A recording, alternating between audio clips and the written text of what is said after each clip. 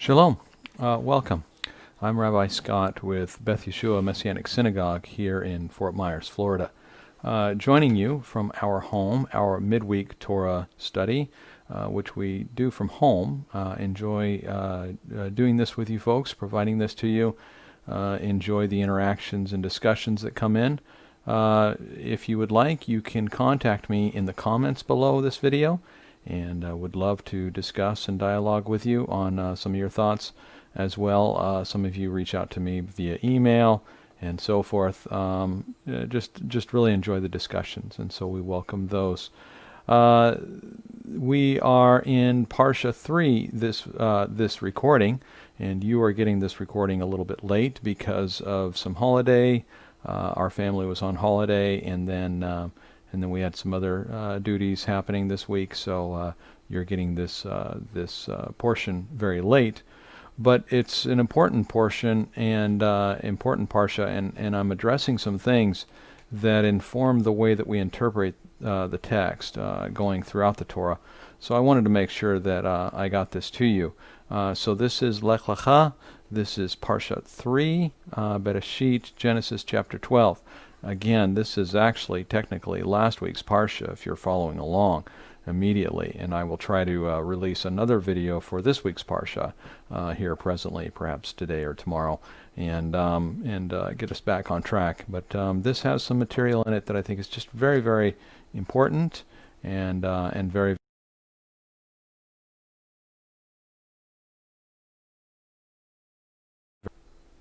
very, very important and very, very interesting. So I wanted to make sure we fit it in. Okay, so let's begin. Again, Parsha 3, Lecha, Bereshit, Genesis chapter 12, going through chapter 17. In the previous chapters of Bereshit, we've had this running narrative of the creation, the garden, husband and wife, Adam and Eve, and then of course we have the fall, and we have Cain and Abel, and then we have the corruption of the earth, and the flood, the destruction, the recreation, and then the Tower of Babel, the nations, and so on and so forth. And we finally come to chapter 12, and we turn a corner here, and the balance of Genesis, the balance of Bereshit, is going to be addressing the generations of Abraham, Isaac, and Jacob, with truly multiple chapters on each. I think Abraham getting the lion's share.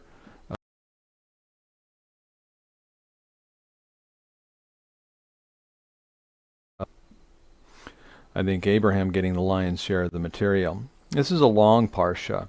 So what I'm going to do is rather than summarize it, you can find lots of summaries out there, and if you want to talk about some of the underlying trajectories in the text, we could do that. But what I'd rather do in this case is address this parsha with kind of jumping straight into chapter 17. Chapter 17 deals with covenants, addressing the covenants. But first, before we get into the actual text, I want to discuss something with you, to introduce something to you that I'm sure many of you are familiar with, but many of you perhaps are not. And this is a literary device or a pattern that we find in the text of the Torah. This pattern is called a chiasm. It's also pronounced chiasm. So it's pronounced chiasm or chiasm. Both I've heard both pronounced by people who would otherwise be knowledgeable, like professors and such. So I can't really tell you what the proper pronunciation is. I use chiasm because that seems to make sense in my world. It's also referred to as chiastic structure, and this is spelled C-H-I-A-S-M. So you can look that up and study that out if you like. It's used in various places in the Torah. In Jewish tradition, it is also called the Yad Bash structure, after the first two letters of the alphabet and the last two letters of the Hebrew alphabet. The first two letters of the alphabet being Aleph Beta, the last two letters being Shin Tav. And so it's the Aleph and the Tav, At, and then the Beta and the Shin, Bash, At Bash. The structure looks like this. the first component of a statement aligns or mirrors the last component of a statement, and then inner components of the statement would align with each other. So I'm going to pull up for you something that I'm going to try to put on your screen, and we will look at it, hopefully, if it goes the way that I hope it does here. And let's do this, and let's do this. Okay. On your screen now, you should see a phrase that all of us, perhaps, I hope many of us, would recognize. It is a quote from a famous speech by one of the previous presidents, John F. Kennedy.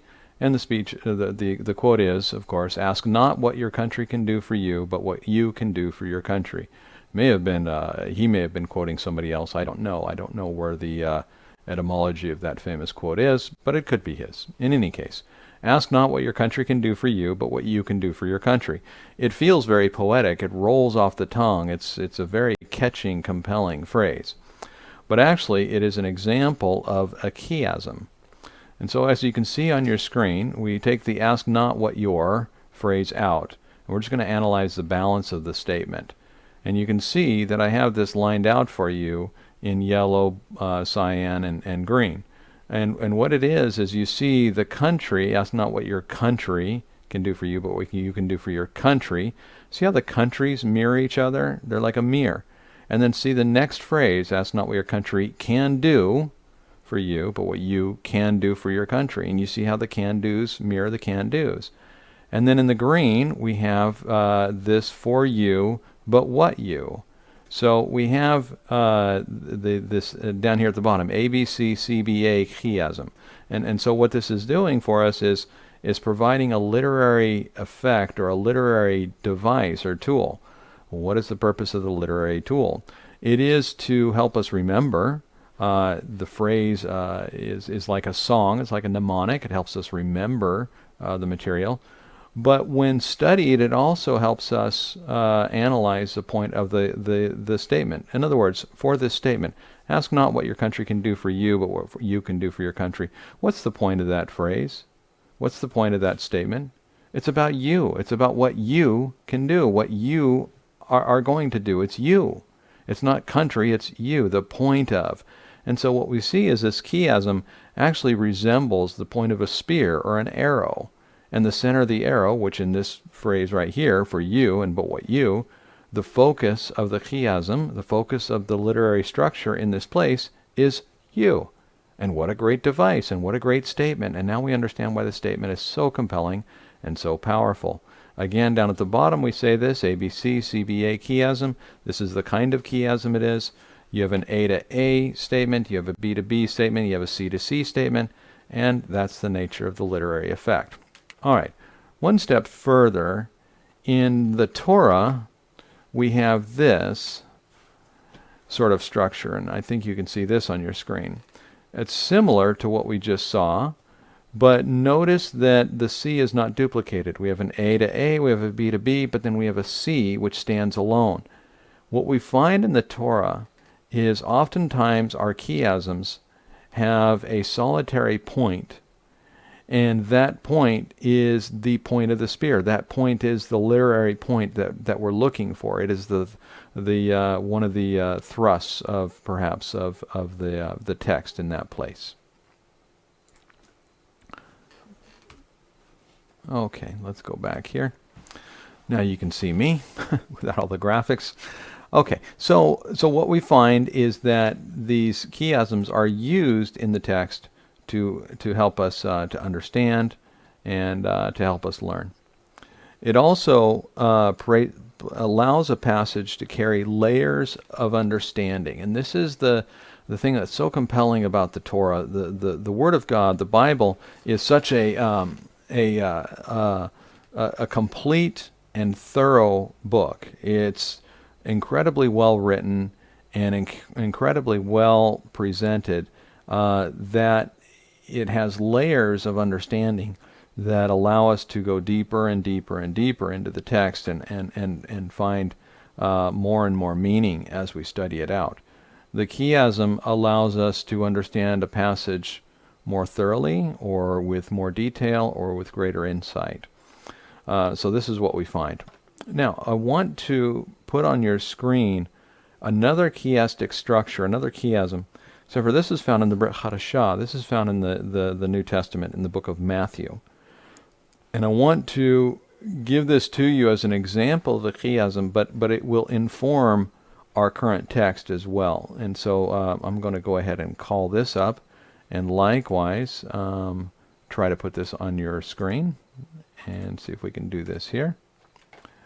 And let's switch this across. Okay, so what you're seeing now on your screen, I hope this is big enough for you to read. For those of you who are looking at this on your phones, it might be a little tight. But basically, we are looking at the text of Matthew 13. And it says this, because while seeing they do not see, and while hearing they do not hear, nor do they understand. And in their case, the prophecy of Isaiah is being filled, which says, you will keep on hearing, but will not understand. You will keep on seeing, but will not perceive. For the heart of this people has become dull, and with ears they scarcely hear, and they have closed their eyes. Let's go ahead and pull this up here in another version, so I can walk through it with you as well.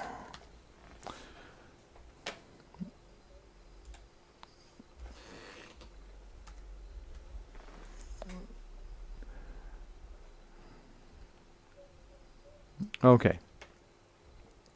All right. So Matthew chapter 13, and we are looking at the second half of verse 13. Verse 13 says, for this reason I speak to them in parables. And then he quotes here Isaiah, because seeing they do not see, and hearing they do not hear, nor do they understand. And in them the prophecy of Isaiah is being fulfilled, which says, you will keep on hearing, but will never understand. You will keep looking, but will never see. The heart of this people has become dull. Their ears can barely hear. They have shut their eyes. Otherwise they might see with their eyes, hear with their ears, and understand with their hearts. Then they would turn back, and I would heal them. But blessed are your eyes because they see, and your ears because they hear. Amen. I tell you that many a prophet and tzaddik, holy man, long to see what you are seeing and did not see, and to hear what you are hearing and did not hear.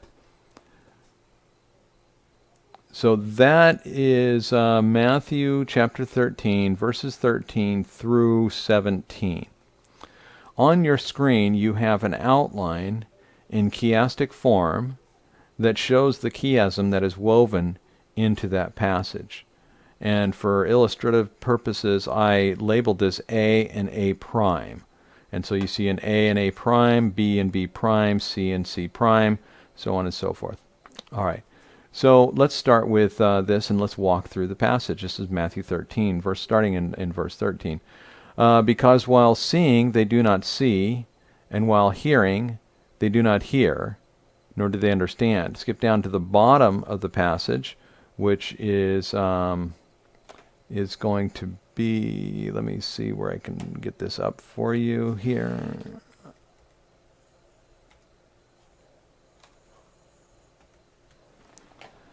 We skip down to this structure,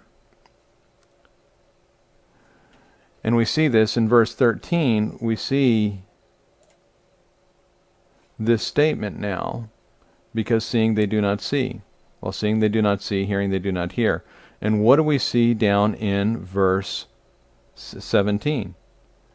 We see they desired to see what you see and did not see it, and to hear what you hear and did not hear it. So we have see and do not see, and we have hear and did not hear. Right? Do you see the parallel here? This is the A to A prime that we're talking about on your screen in Matthew 13. Okay, let's skip ahead. Chapter 13, verse 14. In their case, the prophecy of Isaiah is being fulfilled. Verse 14. Skip down to verse 17. The prophets and righteous men. So see the prophecy and the prophet. There is your B and B prime. Next, let's go ahead. Matthew chapter 13, verse 14. You will keep on hearing. And then that is the C element in blue, in cyan on your screen. You will keep on hearing. If you skip down to verse 16, and you'll see your ears because they hear. So we have the hearing and the hear. Those two items match up. And then the D and the D prime. You will keep on seeing, which is or you will keep on looking, but will never see. Here, this is you will keep on seeing, but will not perceive. Depends on the translation here. And then we have, or that might be a typo. You will keep on looking, but will not see. Is probably what that should say in D. And then D prime. Blessed are your eyes because they see, which is quoted from 16. So D and D prime is verse 14 and verse 16. Go to E. The heart of this people has become dull. E is verse 15. The heart of this people has become dull. And E prime, and understand with their heart and return. So if heart matches heart.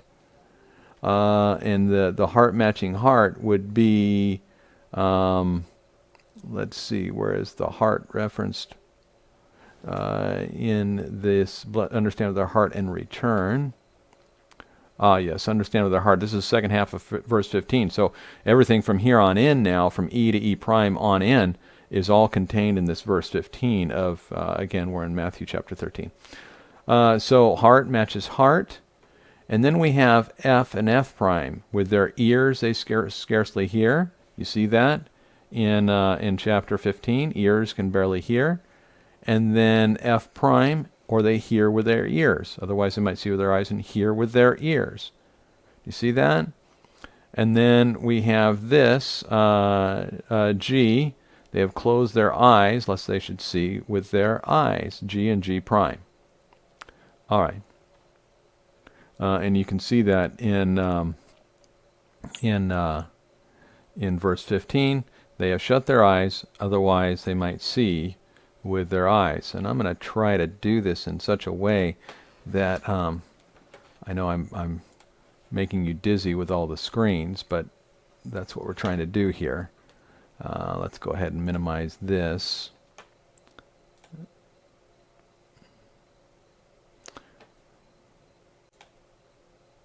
Yeah, I think it's just too small. So let's go back to the other screen. Sorry about that. And we will stay with this. Okay, so again, we're in Matthew 13, chapter 13.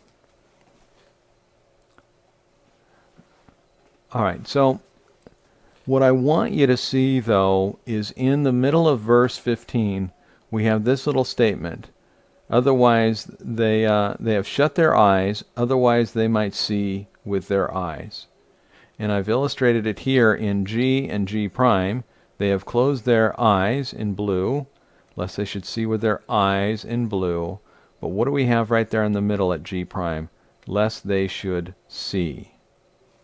And now we have the greater, almost linguistic thrust of this moment, this parable, where he says the push of this, the point of this, is that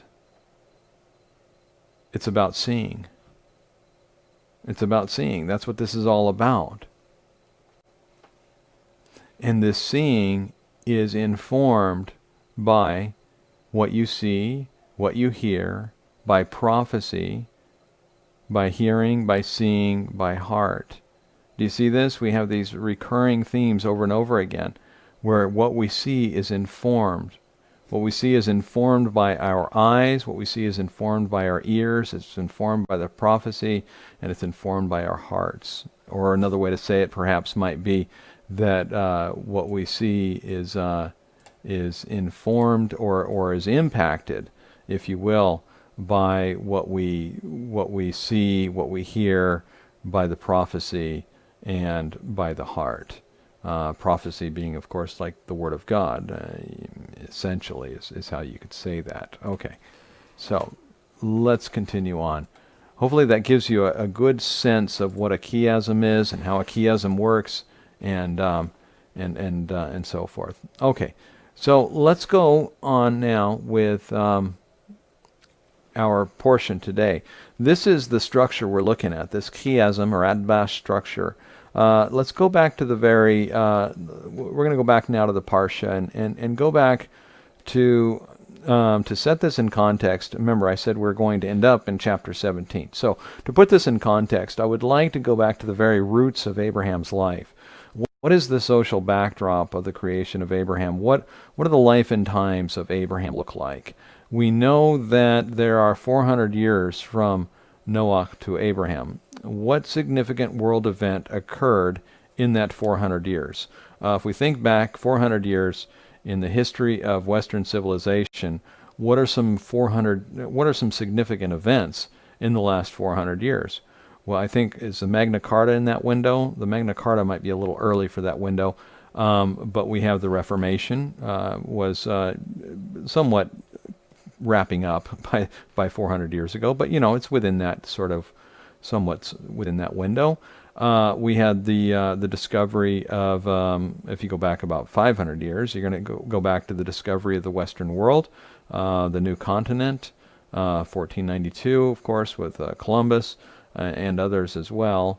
So, you're looking at that kind of window. We have the Declaration of Independence, and so on and so forth.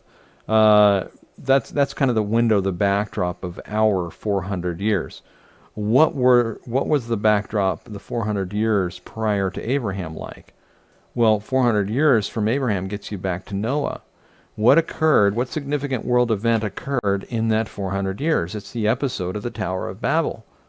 The backdrop of the birth of Abraham is the Tower of Babel, probably less than 300 or maybe even less than 200 years.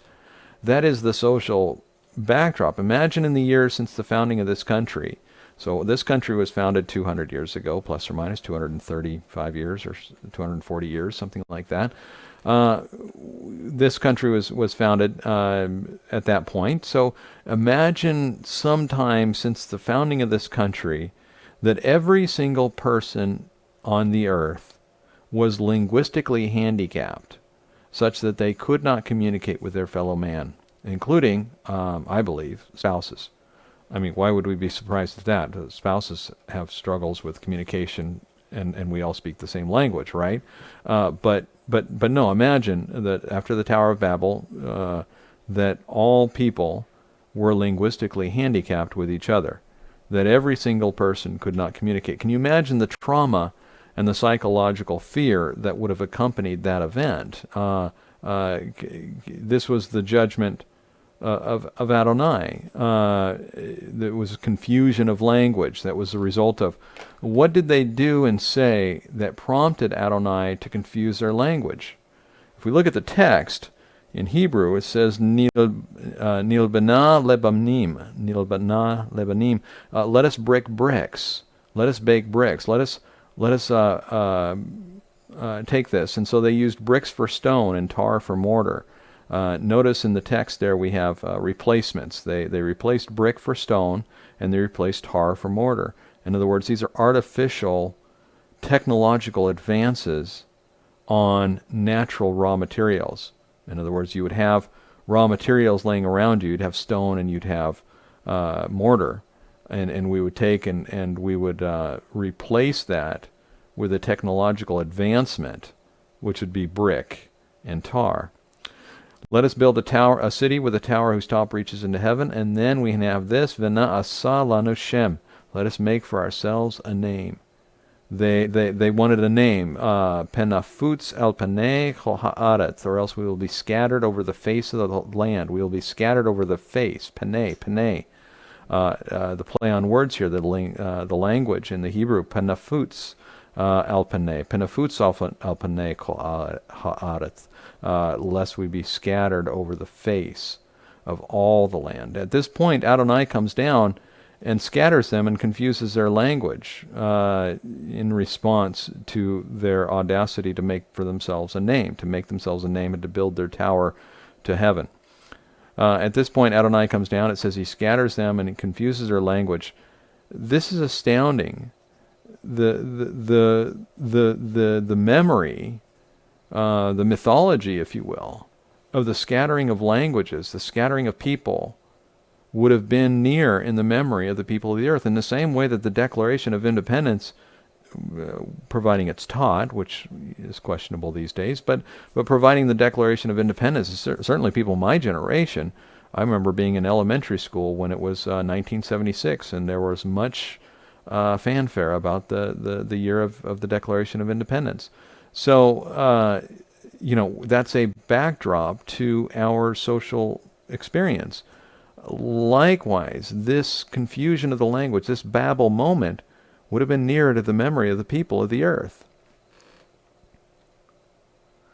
What was their real sin? What was the real infraction? If Adonai caused this level of judgment, what was the real infraction? To brick bricks, to build city and tower up into heaven, to make a name for ourselves, lest we be scattered. They were supposed to fulfill and conquer the earth, and one thing that Adonai's judgment did is it forced the people to move, and they began to spread and scatter across the earth. What was this judgment? Their language was changed. The language of everything was changed. In other words, what is the name of rock? Well, it's rock. What is the name of a giraffe? It's giraffe. What is the name of the activity where you go fast on your feet? It's running. I know what running is, but let's think about the words for the activities or the words for the objects. I mean, what if I spoke to you and the word for running was profligate? Profligate. Conspicu? Terstery. Oh, bumdick. Plebidoo. This would be a typical conversation in the days following the judgment at Babel. The very words have been changed. All language has been redefined on an individual basis. Now imagine, if you will, I joked a little bit about marriage and communication, probably a little irreverently, but if there's any possibility of conflict, if there's any possibility of misunderstanding in interpersonal relations, in interpersonal human relationships, if there's any possibility of conflict and misunderstanding, isn't language and communication going to just exacerbate any existing possibilities of conflict? Can you imagine? So, what is it in a name? When they said they wanted to make a name for themselves, and look at the judgment of Adonai. Yes, the names of things. Let's make a name for ourselves. And now, each person has his own name for everything. So you and I have, each of us has a different name for this, and for this, and for this. For this.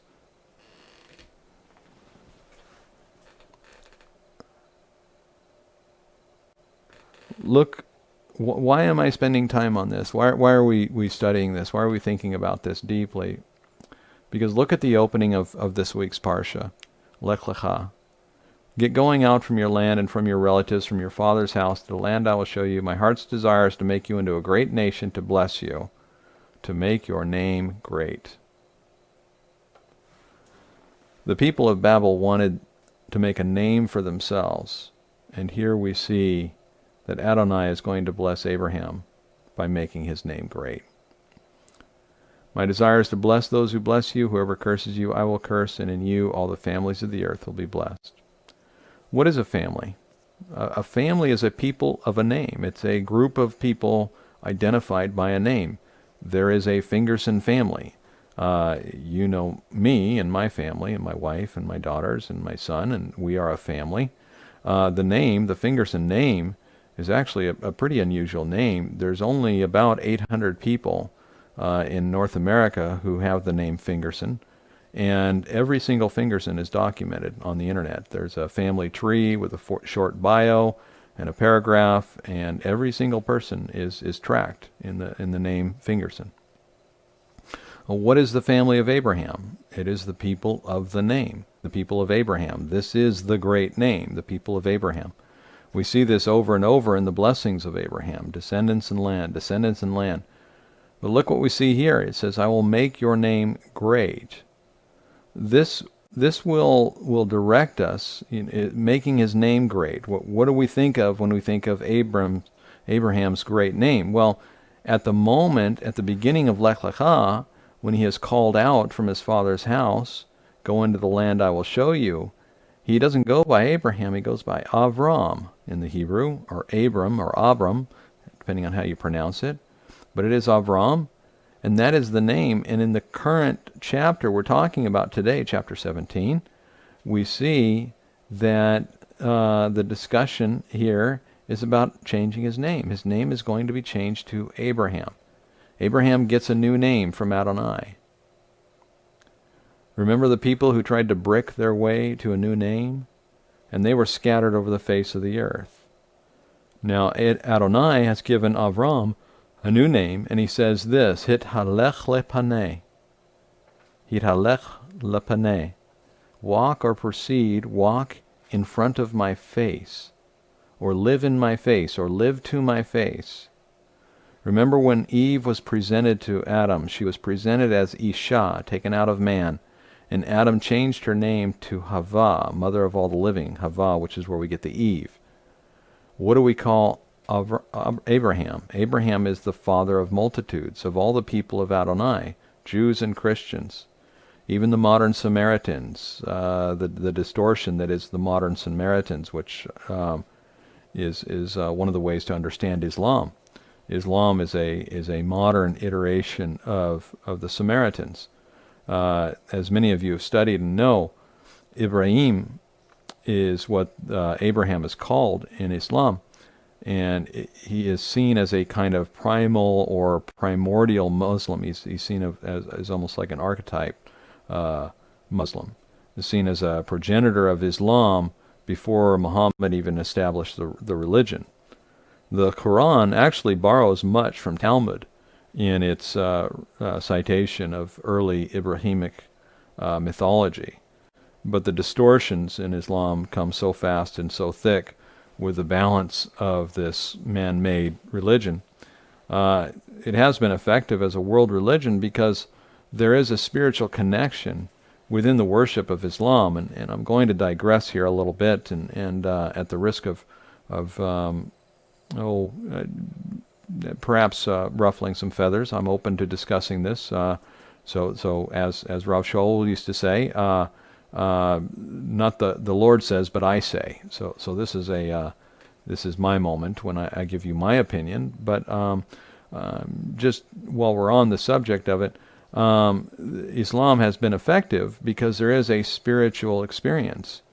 It is some kind of spiritual experience. Even a casual comparative examination of Islam reveals many obvious contrarian positions to the word of Adonai, to salvation in Yeshua, to the truth of Adonai and God. The conclusion, therefore, must be that the spiritual experience that is experienced within the Islamic life is some kind of other spirit. This may offend many people, but it's actually just a logical conclusion. If you are in a pagan religion and you're worshiping a tree, and you come and you make sacrifices for the tree, and you go your way, and you made some sort of pagan sacrifice, and that's what that is.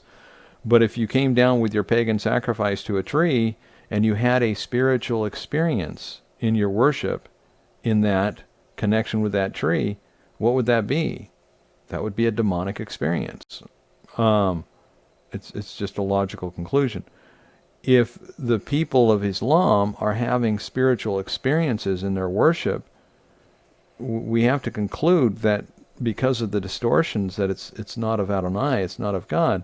If there is a genuine spiritual transcendent experience within, then the natural conclusion is that transcendent spiritual experience must be of the demonic realm. Make no mistake, we have numerous examples of ecstatic worship experience in pagan idolatry. Modern Christianity, with its worship services and emotional high ecstatic experiences, actually looks quite similar to some pagan worship experiences.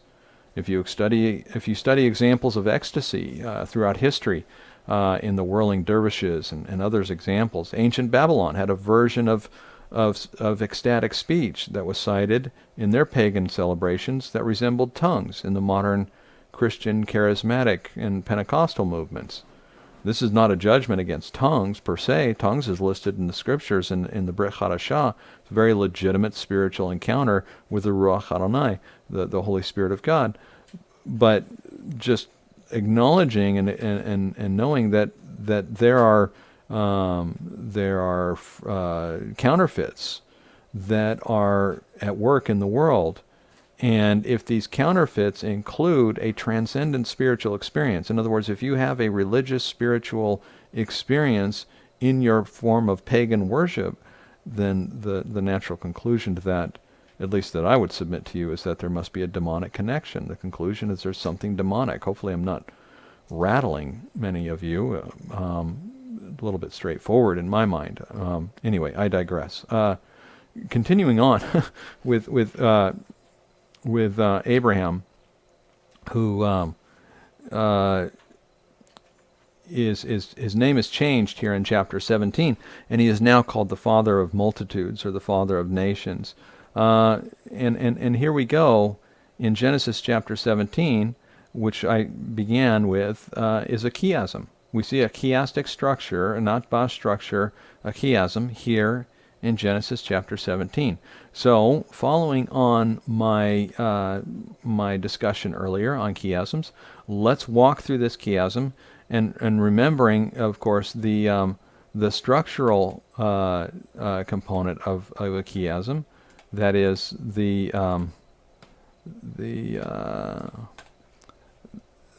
point of a chiasm is this, that point of the spear, or that point of the passage, the A, B, C, B, A, giving us a thrust, or giving us something to work from there in the conclusion of the passage. And so we're going to try to find that here in this text. Genesis chapter 17, we have this, Vayapol Avram al panav. Avram fell on his face. Let me pull this up here so I can follow along with you, and we will do that. We're starting in verse 3 of Genesis, Bereshit chapter 17. Avram fell on his face. If you skip down to verse 17, and if you have a Bible open, this is much easier to follow along. Skip down to verse 17, and what do you see? Vayapol Avram al panav. Abraham fell on his face in verse 17. And then skipping back up to verse 4, my covenant, we have this, my covenant is with you to be the father of a multitude of nations. Hine berati itach le'av hamon goim. My covenant was with you, you're the father of nations. Skip down to verse 16, and what do we see? I will bless her, and she will give rise to nations. Because what is Adonai speaking of here? Speaking of not just singularly of Abraham, but he's also speaking of Sarah. And so this is what we have is in verse 4, Abraham is going to be the father of nations, and in verse 16, I will bless her, uberachati ha ve'ayata lagoim. I will bless her, and she will give rise to nations. And then we have this very poetic line, Malchei Amim Mimeneh Yiyu. Kings of peoples shall come from her. Just a very poetic statement in the Hebrew, of course. All right, so that's the second, if you want to start to categorize these, verse 3, verse 17, falling on his face, we might call that the A and A prime. And then we have verse 4 and verse 16, my covenant is with you to be the father of nations, Abraham. That would be the B, and the B prime would be I will bless her, and she'll give rise to nations. All right, so go down to verse 5. Verse 5, we have this statement, no longer will your name be Abram, but your name will be Abraham. So his name is going to be changed. Verse 15, what do we see? God said to Abraham, as for Sarai,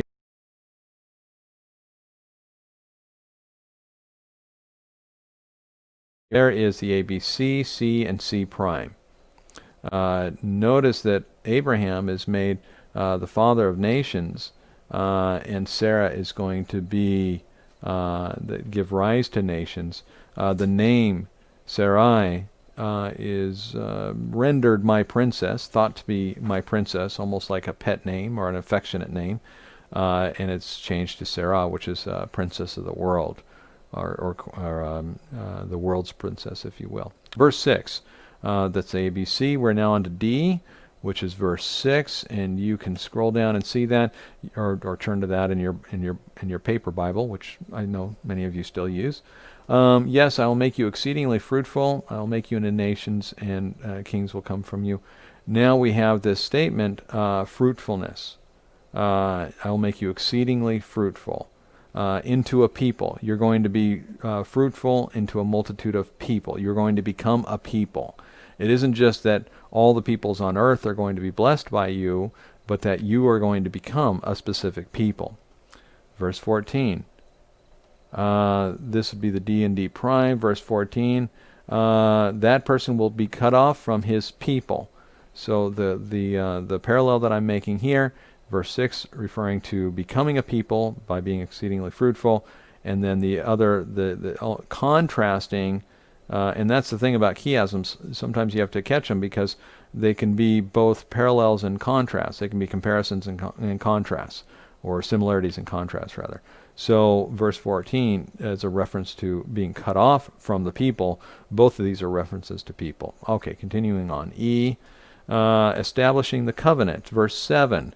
In verse 7, you will see, yes, I will establish my covenant between me and you. Verse 13. This would be the E and E prime. My covenant will be in your flesh for an everlasting covenant. Verse 13. So we see this is all narrowing down, A and A prime, B and B prime, C, D and E, E and E prime. And we come down to this. And where does this leave us now? We've come down to verse 7, verse 13. And then we start in with verse 10. And I'm just going to read verses 10 through 13. All males, this is my covenant that you must keep between me and you and your seed after you, that all your males must be circumcised. You must be circumcised in the flesh of your foreskin. This will be a sign. This will become a sign of the covenant between me and you. Also, your 8-day-olds must be circumcised, every male, throughout your generations, including houseborn slave, a slave bought with money from any foreigner who is not of your seed. Okay, so we have this. Verse 10, all males are to be circumcised. Verse 11, this is to be a sign of the covenant. And verse 12, 8-day-olds and every male throughout generations, including slaves, houseborn and purchased, shall be circumcised. And then verse 13, my covenant will be in your flesh, an everlasting covenant. This is the focus of the chiasm. This is the focus of this chiasm here, is this idea that you must be circumcised in the flesh of your foreskin. This is the point of the spear, the thrust of the passage, if you will, that is being discussed here. And we have this phrase, a sign of the covenant. We see this. This will become a sign of the covenant between you and me. What is it about a sign? What does a sign mean when it says something is a sign? Well, for us in our culture, of course, a sign, we think of road signs and street signs. It's something we see. There's an indication. There's something that is giving us some input or some information based on a visual clue. It's something that we see. But as we talked about earlier from Matthew 13, that seeing isn't always just informed by our eyes. In fact, seeing is a product of seeing and hearing and prophecy, i.e. the Word of God, and also of the heart. So a sign is something that you see, but our seeing, our input to the sign, is coming from a number of places. Circumcision is evident mostly to the person who has received it, right? That's pretty obvious. So the circumcision is something that the person who has received it is most aware of. What is circumcision? Circumcision is the removal of outer flesh to reveal the inner flesh. And that's a very simple definition. Circumcision is the removal of outer flesh to reveal the inner flesh. In Matthew 13, we have this chiasm. And the heart is the point of one of the things that's being discussed here in Matthew 13. The heart of this people has become dull. Otherwise, they might understand with their hearts. Then I would turn back and heal them. This is the locus of circumcision. This is what circumcision is also applying to. It's not just a physiological sign, a physiological indicator, like say a tattoo or a certain mark in the flesh. It's something that involves the heart. Romans 2, which most people can quote, does indeed say something about circumcision being from the heart. But what many people don't realize is that Romans chapter 2 is quoting Deuteronomy, Devarim. Devarim chapter 10, verse 12, from the Tree of Life version. So now, O Israel, what does Adonai your God require of you? But to fear Adonai your God, to walk in all his ways, to love him, and to serve Adonai your God with all your heart and with all your soul. So this is a much more than giving Adonai a portion of your income or giving him a portion of your time. There is involved here a level of heart worship. Your obedience is in a heart motivation, and it is measured and proven by the alignment and by the measure of the heart that you bring to this relationship, to this connection. Devarim chapter 10, verse 16 says this: circumcise the foreskin of your heart. So now we see that the Romans passage is actually kind of a quote from Deuteronomy, from Devarim. Devarim chapter 10, verse 16, circumcise the foreskin of your heart, and do not be stiff-necked anymore.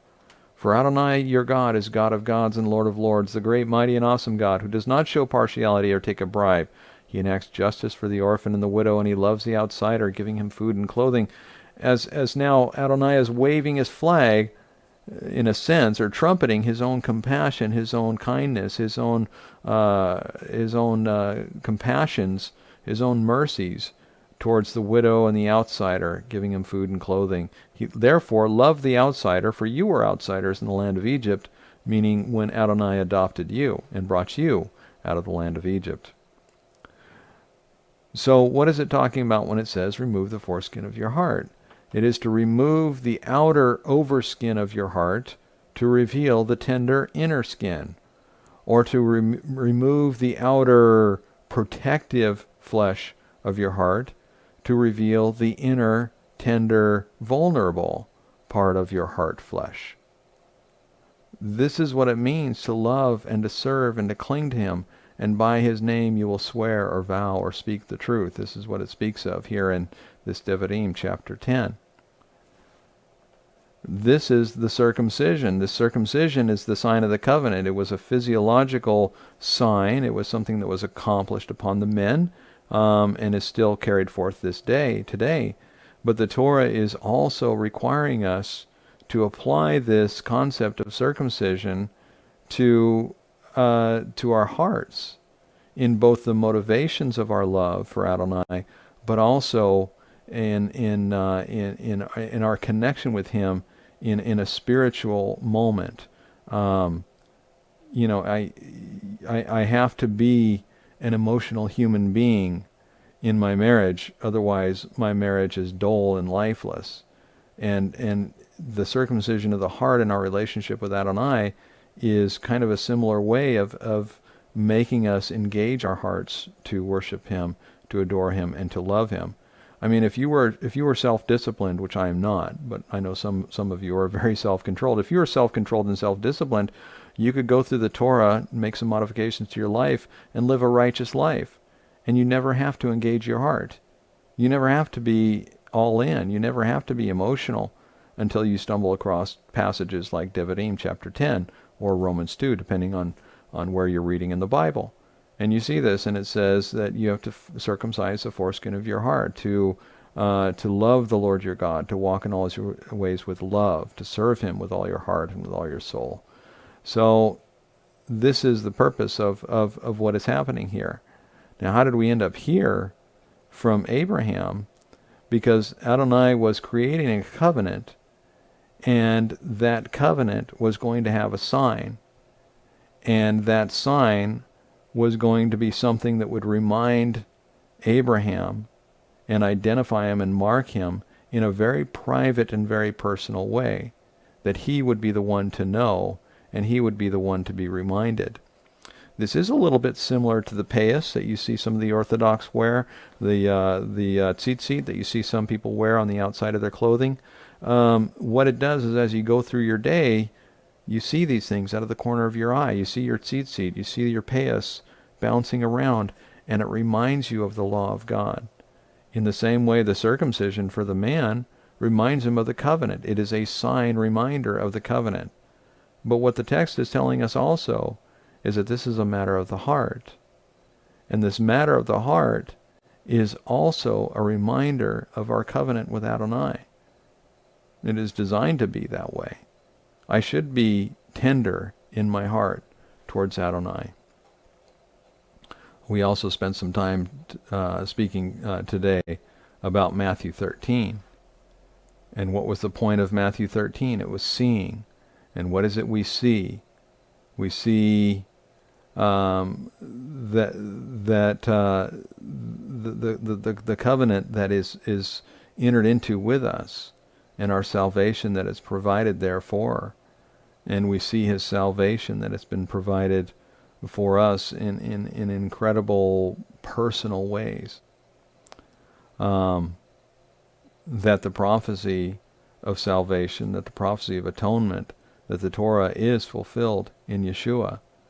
And that is the final expression of the covenant of my heart, of the circumcision of my heart, is that it is an identification and a connection to Yeshua HaMashiach.